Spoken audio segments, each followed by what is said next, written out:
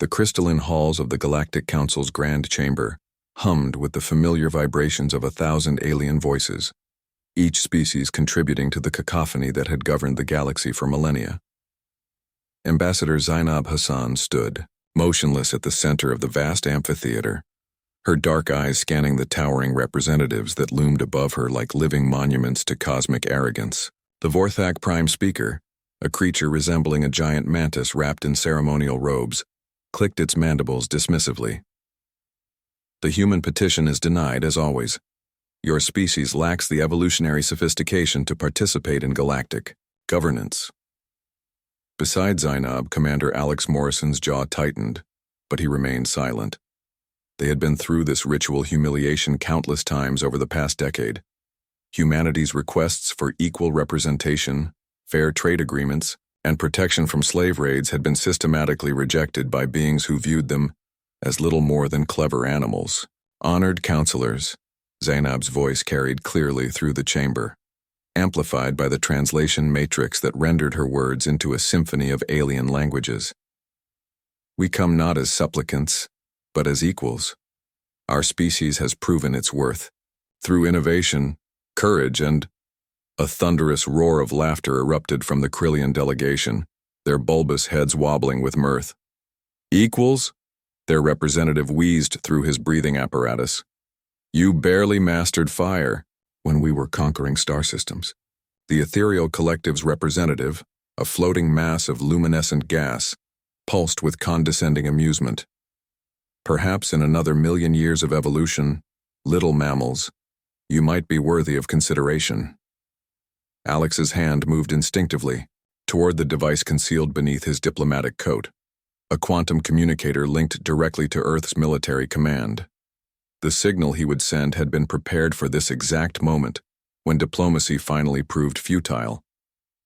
Zainab raised her hand, and something in her gesture commanded attention.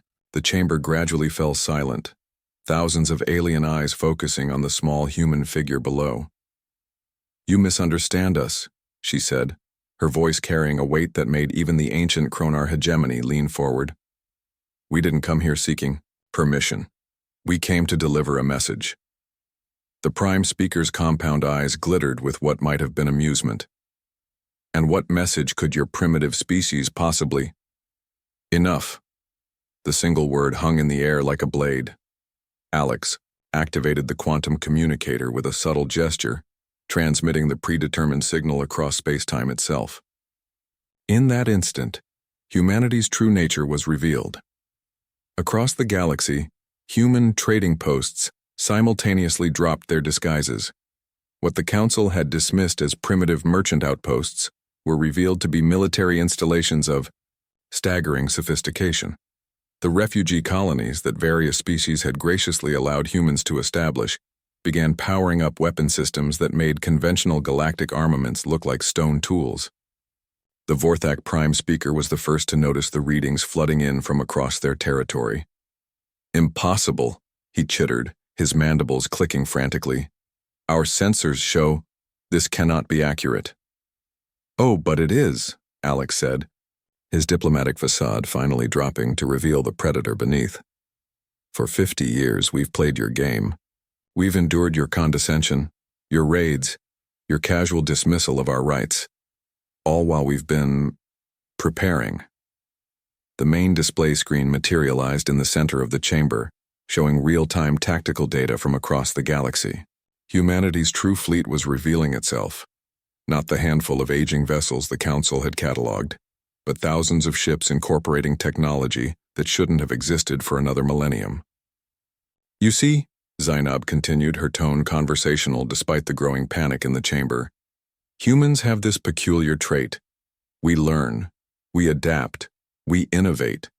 While you've spent centuries congratulating yourselves on your superiority, we've been reverse engineering every piece of technology we could get our hands on.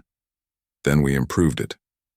The ethereal collective's representative flickered with distress. The non-aggression treaties, the sacred laws of apply to recognized species. Alex interrupted. You made it very clear that we don't qualify. Alarms began blaring throughout the chamber as reports flooded in. The Krillian homeworld's orbital defenses had been neutralized by weapons that seemed to bend space itself. The Vorthax, impenetrable, shield worlds were being systematically dismantled by human forces that appeared and disappeared like ghosts. "What do you want?" the Prime Speaker demanded, all traces of arrogance gone from his voice. Zainab smiled, an expression that somehow managed to be both warm and terrifying. Equal representation, fair trade, an end to the slave raids, recognition that humanity is not your plaything. And if we refuse, the Kronar representative growled, his massive form bristling with bioweapons. Alex's smile matched his colleagues. "Then we'll show you what humans do when we're no longer interested in playing nice." The tactical display updated again, showing human fleets positioning themselves around every major galactic civilization. Not invading, simply waiting. "The beautiful thing about humans," Zainab said, "is that we prefer cooperation to conquest. We'd rather build than destroy. We'd rather trade than take. But," her eyes hardened, "we're very, very good at destruction when it's necessary." The chamber erupted into chaos as various species representatives tried to communicate with their homeworlds, only to discover that human ships were jamming all communications except those they chose to allow. The Prime Speaker raised himself to his full imposing height but somehow seemed diminished. "What assurance do we have that humanity won't simply conquer us all once you have this equality?" "Because," Zainab replied, "we're not like you. We don't want to rule the galaxy. We just want to live in it without asking permission." For the first time in galactic history, the Galactic Council fell completely silent. When the vote was finally called, it was unanimous. Humanity was granted full membership, equal trade rights, and a permanent seat on the Council's executive board. The raids on human worlds ceased immediately. As they prepared to leave the chamber, Alex leaned close to Zainab. "Think they finally understand?" She glanced back at the thousands of alien representatives, all of whom were now regarding humanity with a mixture of respect and wariness. "They understand that when humans say enough, we mean it. The galaxy would never be the same."